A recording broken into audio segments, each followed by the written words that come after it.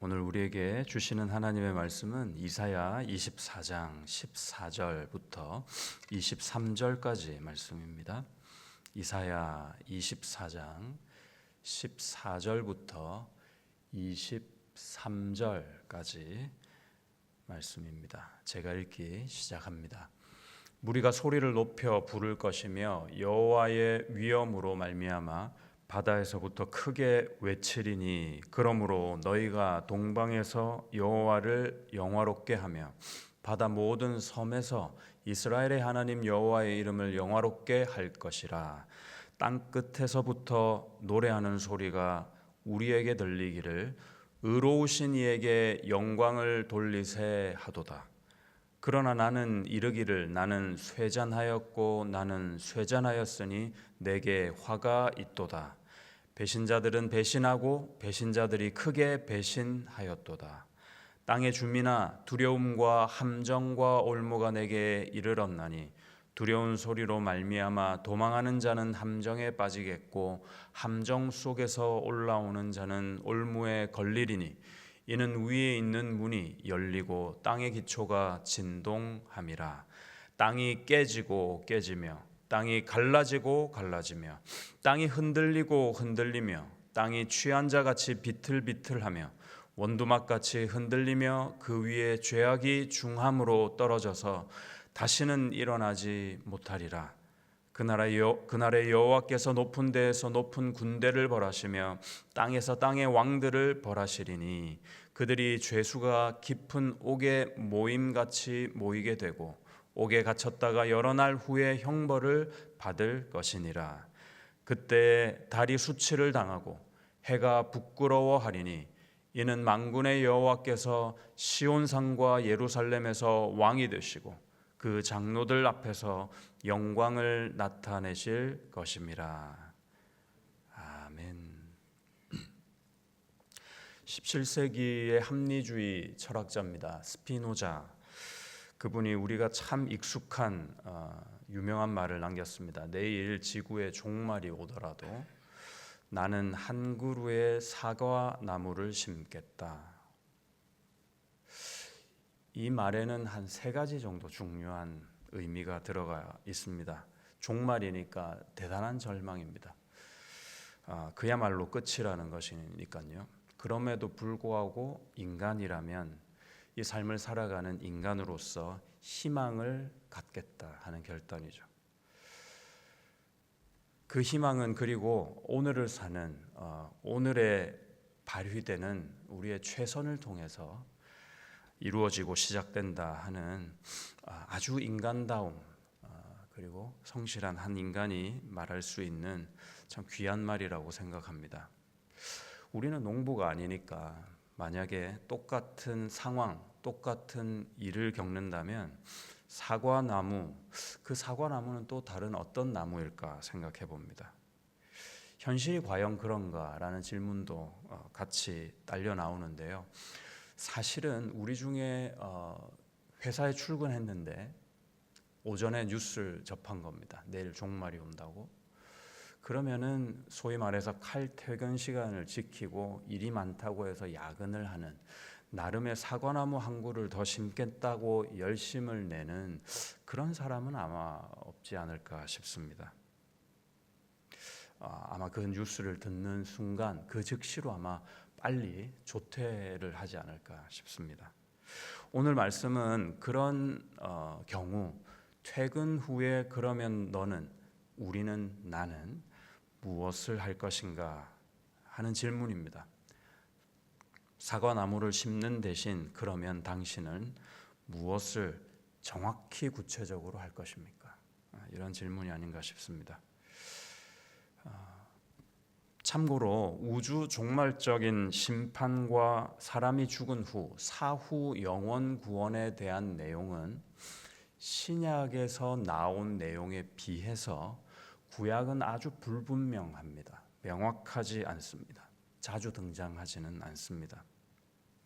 신약에서는 예수님과 제자들 그리고 사도를 통해서 서신서를 통해서도 우리가 죽으면은 천국이 어떠하며 심판이 어떠하며 믿는 자의 부활이 어떠하며 그리고 마귀의 세력이 멸하여지고 그를 추종했던 세력들이 마귀와 함께 옥에 가둬진다는 사실들이 명확하게 기술되어 있지만 구약은 보는 각도에 따라서 문맥의 내용에 따라서 이 부분이 명확하지가 않습니다. 심판의 메시지 대부분 구약에서 심판의 메시지 대부분은 북이스라엘과 남유다가 멸망하는 그것을 사실적으로 예언적으로 묘사하고 있고요. 특별히 예루살렘 성전이 소멸되는 그 부분에 대해서 묘사하거나 아니면 내세 다음 세상에 대한 수사적 표현이 주로 등장해 있습니다. 어느 정도 암시는 해두고 있지만 직설적으로 묘사되고 있는 부분이 쉽지가 않습니다. 그럼에도 불구하고 오늘 본문 14절에 등장하는 무리가 있습니다. 사람들의 한 군입니다. 그 무리가 누군가 하는 부분은 오늘 본문에서 조금 우리가 쉽게 유추가 가능합니다. 왜냐하면 이스라엘 백성 자체만을 묘사하고 있지 않은 그런 내용들이 많이 나와 있기 때문인데요. 그 무리들이요, 바다에서 나오고 동방 지역에서 나오고 모든 섬을 포함한 온 땅에서 땅의 모든 각처에서 그 무리가 등장합니다. 이는 분명히 이스라엘 한 민족만을 이야기하는 것이 아닙니다. 그리고 이들의 심판이 있는 그 상황 가운데 그들이 심판의 대상이 되고 그들이 구원의 대상이 되고 있음을 볼 때 이 세상 전체의 마지막 심판을 묘사하고 있다. 이렇게 이해해도 맞는 말일 것입니다. 그 땅의 심판은 직전 본문 오늘 14절부터 봤으니까 그 전의 본문 24장 앞쪽에서 보시면 명확한데요. 얼마나 참혹하고 살벌한지 모릅니다. 그 묘사가요. 6절을 예를 들어 한번 보십시오. 6절을 보시면 그러므로 저주가 땅을 삼켰고 그 중에 사는 자들이 정죄함을 당하였고 땅의 주민이 불타서 남은 자가 적도다. 불심판 가운데 그 맹렬한 불 가운데 사람이 남아있지 않다. 너무나도 살벌한 모습을 묘사하고 있습니다. 그런데 그런 참혹한 심판 가운데 남은 자들이 주님의 마음에 남은 자들이 심판 가운데 구원받는 모습을 오늘 본문에서 또 묘사하고 있습니다. 구원받는 그 무리들의 소리가 들립니다. 14절에서는요. 무리가 소리 높여 부릅니다. 15절 보시면 이스라엘의 하나님 여호와의 이름을 그들이 영화롭게 하는 소리가 들립니다. 16절 보시면 그들의 소리가 어떻습니까? 의로우신 이에게 영광을 돌리세 하는 그런 노래소리입니다. 그 참혹한 심판 가운데 내가 받은 구원 그리고 이 구원을 주시는 하나님께 진정한 감사와 참 영광을 올려드리는 그런 노래소리입니다. 그럴 만한 것이 다시 말씀드리지만 그 심판과 멸망이 너무 처참했거든요. 또 18절 이하에는 그 처참한 광경이 또 묘사되고 있죠. 함정과 올무가 사람들을 막 삼킵니다. 땅이 깨지고 갈라지고 흔들리며 죄인들이 그 사이로 막 떨어지는 겁니다. 21절에는 결국 마귀의 군대죠. 위에 높은 곳에 있는 그 세력을 하나님께서 무너뜨리게 하십니다. 멸하십니다. 벌하시고 또 그를 따르는 모든 자들과 함께 옥에 가둔다 합니다. 이 내용은 계시록 20장 1절에서 3절까지 동일한 내용입니다. 신약에서는 그렇습니다. 제가 한번 읽어드리겠습니다. 계시록 20장 1절에서 3절입니다.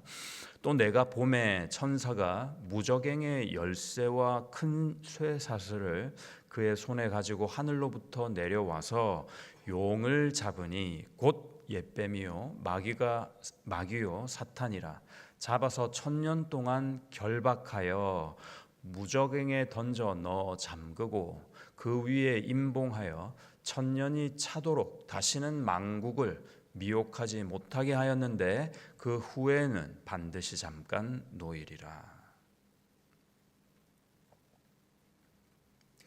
다시 돌아가면 남은 자들 곧 믿음의 사람들은 이런 심판날의 건져냄 구원을 받게 됩니다.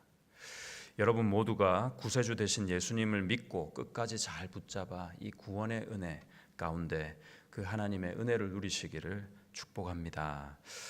매 순간 경악을 금할 수 없는 심판의 과정 가운데 남은 자들은 구원의 하나님께 영광을 돌리고 큰 소리로 감사와 찬송을 올려드립니다. 그런데 그 와중에 하나님의 사람 이사야는 그들과 정반대의 반응을 보입니다. 오늘 이 본문의 핵심 구절이 여기 있습니다. 16절을 보십시오. 16절. 괜찮으시면 한번 같이 읽었으면 좋겠는데요. 16절입니다. 같이 읽겠습니다. 땅 끝에서부터 노래하는 소리가 우리에게 들리기를 의로우신 이에게 영광을 돌리세 하도다. 그러나 나는 이르기를 나는 쇠잔하였고 나는 쇠잔하였으니 내게 화가 있도다. 배신자들은 배신하고 배신자들이 크게 배신하였도다.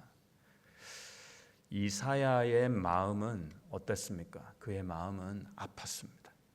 그 찬송 소리, 함께 구원받는 그의 마음은 그 찬송 소리 와중에도 그의 마음은 아팠습니다.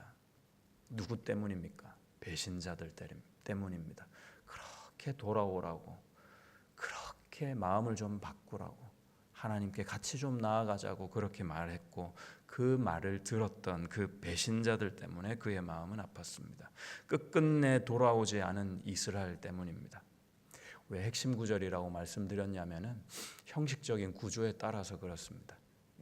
구약 성경에서 흔히 나오는 여기 이제 카이에즘 구조인데요. 제일 중간에 가운데 주제 구절을 놓고 그것을 대꾸해서 대칭해서 교차해서 묘사하고 있습니다. 아래 위가 똑같습니다. 내가 구원받는 것만큼이나 심판받는 그들이 아픈 겁니다. 내 구원은 너무 감사하지만 그 은혜에 들어가지 못하는 내가 알던 그들이 아픈 겁니다. 또 신약에서는 이런 마음을 바울이 잘 표현했죠. 로마서 9장 1절에서 3절을 보시면 바울의 마음이 유사하게 잘 드러납니다. 제가 읽어드리겠습니다. 내가 그리스도 안에서 참말을 하고 거짓말을 아니하노라.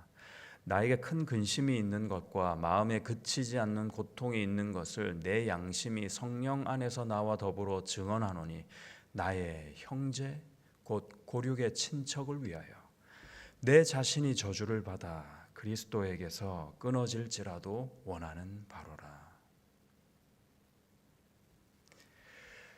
우리 다 천국 가면요 가족들 다 만나게 됩니다. 그런데요 천국 가서 너무 좋은데 그 와중에 내 아들이 없는 거예요. 우리 어머니가 안 보여.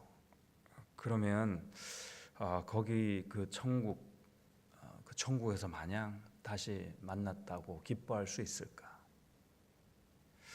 그 천국이 정말 천국이 맞을까 싶습니다. 우리 교회가 이렇게 세상 살면서 같이 한우리 교회 울타리에서 성도로 형제자매로 이렇게 잘 신앙생활 같이 하다가 천국에서 또 이렇게 한번 동창회는 아니고 뭐죠? 이렇게 만날 거거든요. 근데 누가 안 보이는 거예요. 우리 다 모여서 그때 반가운 마음에 다 같이 웃을 수 있을까 싶습니다. 하나님은 끊임없이 돌아오라 하고 누군가에게 그 구원의 은혜를 전해야 한다고 우리에게 나에게 쉴 새 없이 말씀하시는데 그냥 우리는 이 땅을 살아내기가 너무 바쁜 겁니다. 그 심판이 오늘 오겠나 싶은 거죠. 내일도 안 오겠다 싶은 겁니다. 왜냐하면 우리가 딛고 있는 이 땅, 이 세상이 너무나도 견고해 보이기 때문에 그렇습니다. 이 땅이 절대 없어질 것 같지 않은 겁니다.